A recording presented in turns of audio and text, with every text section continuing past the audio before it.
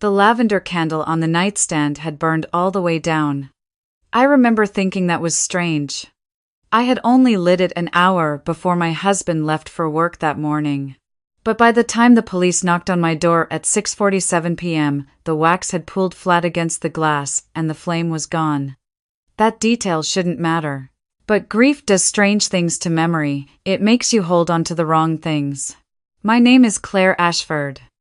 I was 31 years old when my husband, Daniel, drove his car off Route 9 on a Wednesday in November.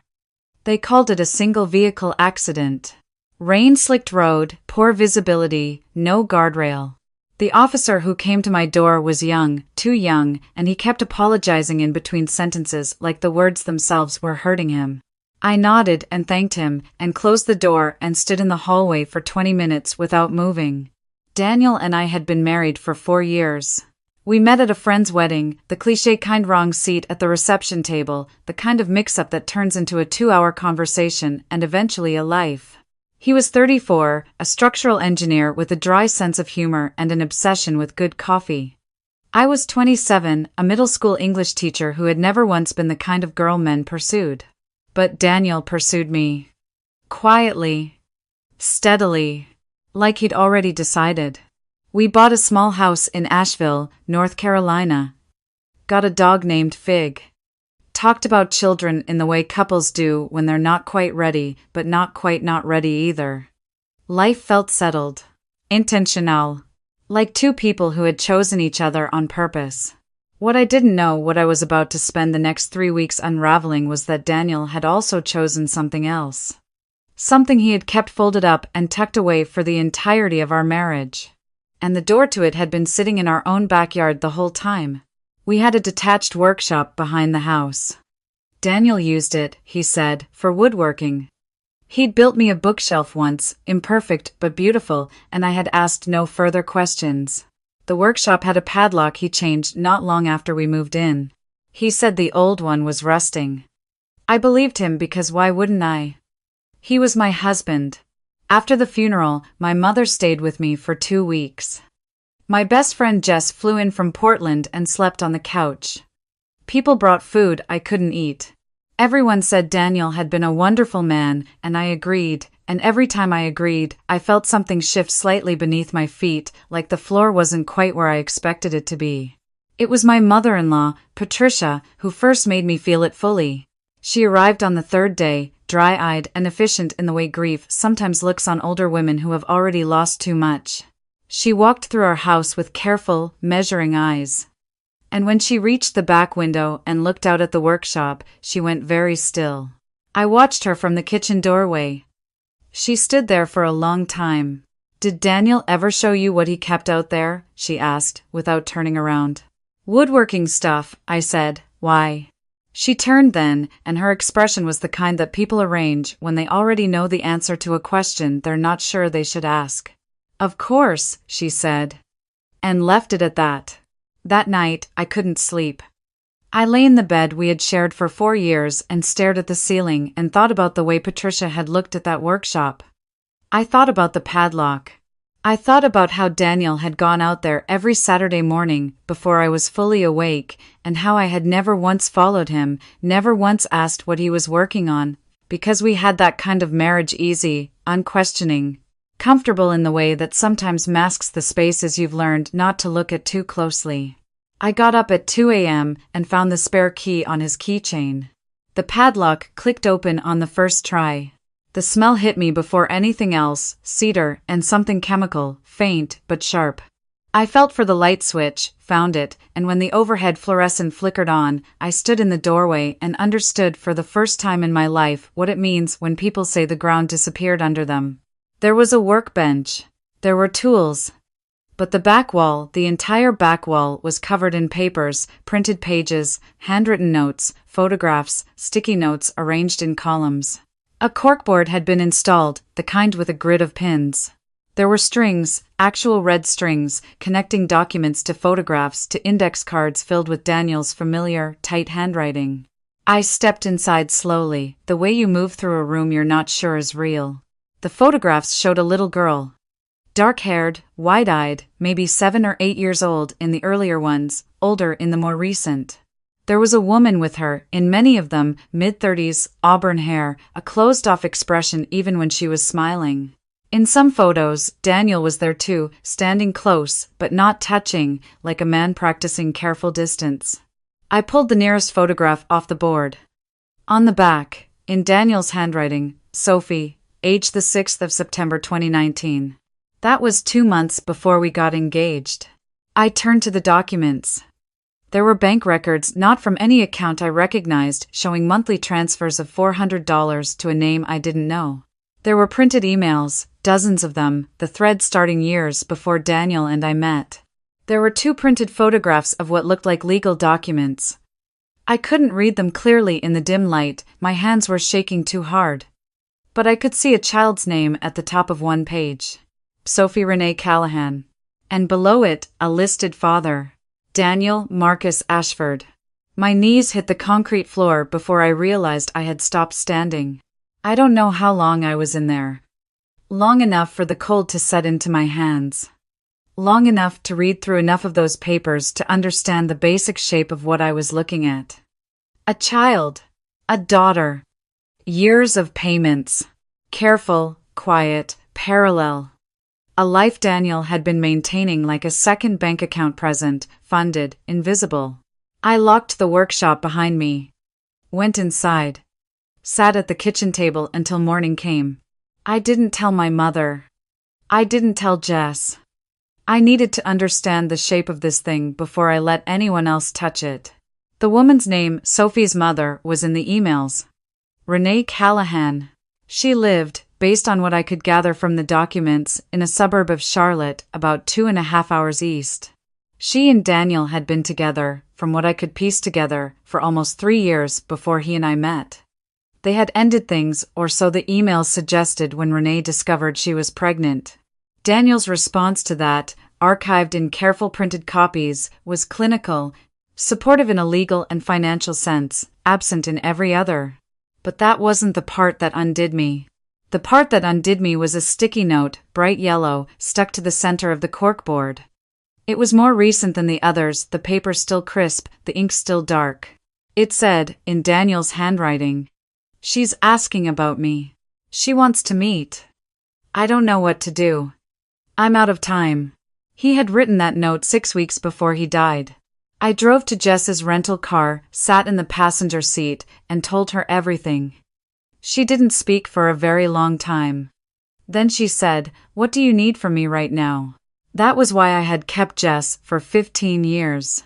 "I need to find out if Daniel was actually going to tell me," I said. "Or if he was planning to disappear with this the same way he did everything else." Jess looked at me carefully. "Is there anything else in that workshop you haven't read yet?" There was. I hadn't touched the wooden box on the lower shelf. We went back together that afternoon. The box was unlocked. Inside, a small stack of folded letters, rubber, banded. A prepaid debit card with a piece of paper taped to it that read, "Pin 0914 my birthday," a thumb drive. And an unsealed envelope with my name on the front in Daniel's handwriting. I opened the envelope first.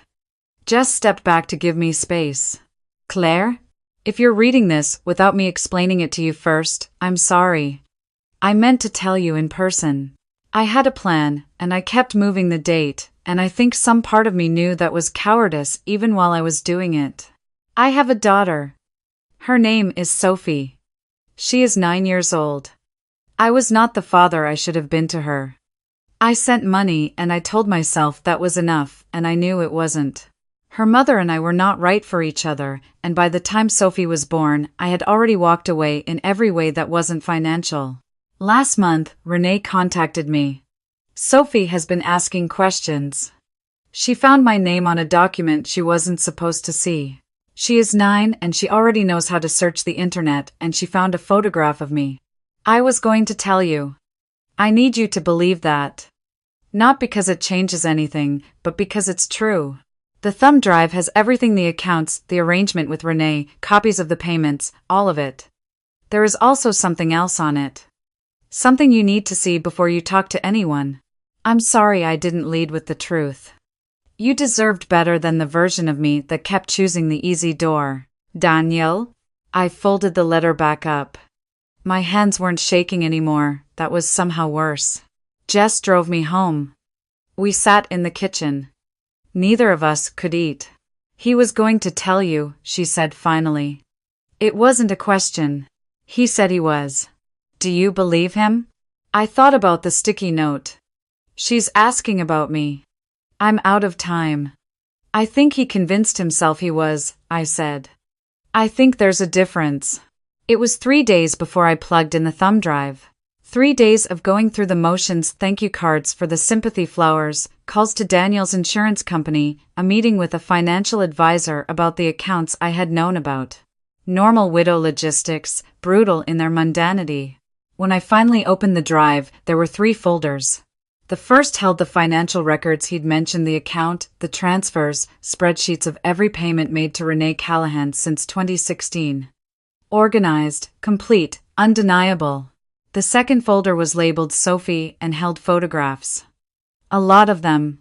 Birthday photos, school photos, a video clip of her at what looked like a dance recital. I watched it once, then closed it. The third folder was labeled Read this first. I had not read it first. There was a single document inside, and when I opened it, I stopped breathing for a moment. It was a letter. But not to me. It was addressed to a woman named Mara Ashford, my sister-in-law. I had always liked Mara. Daniel's younger sister, funny and sharp, the kind of person who made every room feel 3 degrees warmer. She had cried harder than anyone at the funeral. She had held my hand at the graveside and said, "He loved you more than he knew how to say." The letter was dated 8 months ago. Mara, I need you to stop. I've said this before and you've ignored me, and I'm done being quiet about it. What you're doing is not an accident, and we both know it. If you contact Renee again, if you interfere with this in any way, I will tell Claire everything myself, all of it, including your part in it. You are the one who told me about the pregnancy and told me not to tell Claire. You are the one who convinced me the arrangement with Renee was the cleaner solution. You have been managing this narrative for years to serve yourself, and I am done. Stay away from my family. Daniel. I read it 4 times. Then I set down my laptop and went to the bathroom and sat on the cold tile floor for a while. Mara had known. Mara had known about Sophie for years. Mara had been the one, according to her own brother, who had orchestrated the silence. Who had kept Daniel quiet about it. Who had, in some way I didn't yet understand, benefited from the arrangement. I thought about every conversation I'd had with Mara over 4 years. The closeness I'd felt. The times I'd confided in her about Daniel when he seemed distant, when I worried we were drifting, when I wondered if something was wrong, and every time, she had reassured me. He's just like that. He's not a big talker. He loves you, Claire, I promise you, he does. She had been holding the curtain open while I walked into the dark. I called Jess. Don't go to Mara yet, she said immediately. Not until you know what she actually wanted from this. People don't cover things up for 9 years without a reason. Jess was right, I made myself wait. I found the reason in the financial records. Buried in the second folder, in a spreadsheet Daniel had labeled Other, was a different set of transfers, smaller, irregular, going out to a holding account I didn't recognize. The account was registered to a consulting LLC. The LLC was registered to a Mara T. Ashford. Daniel had been paying his sister. Not a lot. But consistently. For years. For her silence. I sat with that for a long time. I had 2 options. I could confront Mara. Or I could do something else first. I chose something else first. I drove to Charlotte. Renee Callahan lived in a quiet neighborhood off a main road, a small yellow house with a swing set in the side yard. I parked 2 houses down and sat there for 10 minutes, not knowing what I was going to say. Then I got out and knocked on the door anyway.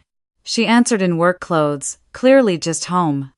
She recognized me, I could see it in the way her face rearranged itself. She had seen photographs of me somewhere. Maybe from Daniel. Claire, she said. It wasn't a question. I know this isn't how this should go, I said. But I needed to look at you. She stepped back and let me in. We sat at her kitchen table. Sophie, she told me, was at her grandmother's for the week. I was grateful for that, in a way I couldn't fully articulate. I wasn't ready to look at Sophie yet. Renee was direct in the way people are when they've rehearsed a conversation they expected to eventually have. She told me that she and Daniel had been together for 2 years before the pregnancy. That when she told him, he had not asked her to end it, but he had made it clear that he wasn't going to be present in the way she needed him to be. That she had accepted the financial support because she had no other good options and she had a child coming. He reached out last year, she said. When Sophie started asking questions, he said he wanted to do it right this time. Tell his wife, establish a real relationship with Sophie, all of it. Did you believe him? She looked at her coffee cup. I believed he meant it. I'm not sure that's the same thing. Did you know about Mara? I asked. His sister? Renee looked up. Something flickered across her face. She called me, she said carefully, about 3 years ago. Out of nowhere. She said she was calling to check in. She seemed. Renee paused. Interested. In the details. In what Daniel was paying, what the arrangement looked like. Did she ever ask you to keep quiet? Not in so many words. Renee wrapped both hands around her mug. But she made it clear that her brother's marriage was important to the family. That his wife, you were fragile. That the timing was never right. She looked at me. I assumed she was protecting him. She was protecting something, I said. I'm just not sure it was him. I drove back to Asheville in the dark. Jess was waiting. Mara called me today, she said, before I got my coat off. She wanted to know how you're doing. How you're really doing. Whether you'd been through all of Daniel's things yet. I stood very still. What did you tell her? That you were still processing. That you hadn't touched his office or the workshop. Jess looked at me steadily. She seemed relieved. There it was. The next morning I called Mara. I kept my voice even. I told her I'd found some of Daniel's paperwork and that I was confused about some of the financial accounts. I asked if she could come over. She arrived within the hour too fast, in retrospect, in a good coat, carrying coffee for both of us, wearing the expression of a woman performing casual concern. We sat in the living room. I watched her eyes move, just briefly, toward the back window. Toward the workshop. Did Daniel ever mention a consulting arrangement? I asked. Something involving a Mara Ashford LLC? A pause. Very small, very controlled. He helped me set up a small business account years ago, she said. I did some freelance work. What kind? Advisory work. For a property firm, he knew. And the payments from his private account? The ones that went directly to that LLC? Her face stilled. And in that stillness, I saw it not guilt exactly, but calculation. The quiet workings of someone deciding how much to give. Claire, she said, and her voice had gone gentle in a way that made my stomach tighten. I know you're going through something impossible right now. Daniel is gone, and you're trying to make sense of things, and sometimes grief makes us look for patterns that. He wrote you a letter, I said. 8 months ago. I have it. The gentleness left her face. She set down her coffee. She looked at the window again, the workshop, and I watched her understand that the box had been opened. He threatened to tell you, she said finally. Quiet, factual. The pretense of concern had evaporated entirely. He said he was done letting me manage it. He said if I didn't back off, he'd tell you himself. Why did you need to manage it? Because you would have left him. She said it simply, without apology. And if you'd left him, everything would have come apart. The house, the finances, his reputation at work. He needed stability. I kept things stable. You kept things hidden. There's a difference. Same outcome. I stared at her. A 9-year-old girl doesn't have a father because of your management, Mara. Something shifted in her face, then something small and briefly real. But it closed over quickly. I need you to leave, I said. She left without arguing. I watched her car from the front window until it turned the corner. I sat with Jess that night on the back porch, the workshop padlocked behind us, the November air cold and clean. "What are you going to do?" Jess asked. I had been asking myself that since the night I first opened that door. About Renee. About Sophie. About the accounts, the money, Mara's silence, all of it. "I'm going to set up a trust," I said. "For Sophie. The private account had enough more than I'll need. She deserves something that was actually his." "And Mara?" I thought about Mara's face. That small, real flicker when I mentioned Sophie not having a father. It was the only honest thing she'd shown me. "I'm going to let her live with what she did," I said. "I'm not going to fight her. I'm not going to press charges. I'm not going to make her the story." I paused. "But I'm done pretending she's family." Jess was quiet for a moment. "And Sophie?" "I don't know yet," I said honestly. "She didn't choose any of this, neither did I. But I think there might be room eventually for us to figure out what we are to each other. If she ever wants that." It took 2 more weeks to get the legal side in order. I worked with a family attorney named Linda Cho who had the particular competence of someone who had seen everything and remained unimpressed by all of it. She helped me structure the trust. She helped me write a letter to Renee, careful, clean, no accusations, explaining what I had found and what I intended to do. Renee called me after she received it. "She didn't say thank you," she said. "Sophie has your husband's eyes." It seemed like the truest thing she could offer, and I think she meant it that way. The day I finished clearing out Daniel's workshop was a Saturday in December, cold and still. Fig sat in the yard and watched me carry things out in boxes. Most of it I donated. The corkboard I took down and dismantled. The wooden box I kept. I stood in the empty workshop for a while before I closed the door. It was just a room again. Cedar walls, concrete floor, overhead light, the smell of sawdust that would probably always be there. I thought about the bookshelf Daniel had built me, imperfect, beautiful, still standing in our living room holding the same books it always had. He had made something real. He had also hidden something real. Both things were true, and I was learning, slowly, that they didn't cancel each other out. I locked the door behind me. I did not have a moment of dramatic resolution, the kind where everything clicks into clarity and you understand exactly who you are on the other side of it. It was quieter than that. More like a slow, daily choosing. To get up, to take Fig on his walk. To call my mother. To sit with the things I still didn't know and let them be uncertain. I called Sophie on a Tuesday, 3 months later. Renee put her on the line. There was a long silence, and then a small voice asked, "Did you know my dad?" "Yes," I said. "I did. Was he nice?" I looked at the bookshelf across the room. The imperfect, beautiful thing he had made with his own hands. "He was complicated," I said. "But yes. Some of him was very nice." She seemed to think about that. "Okay," she said. "It wasn't a beginning, exactly. But it was something. And something, I had decided, was enough to start with."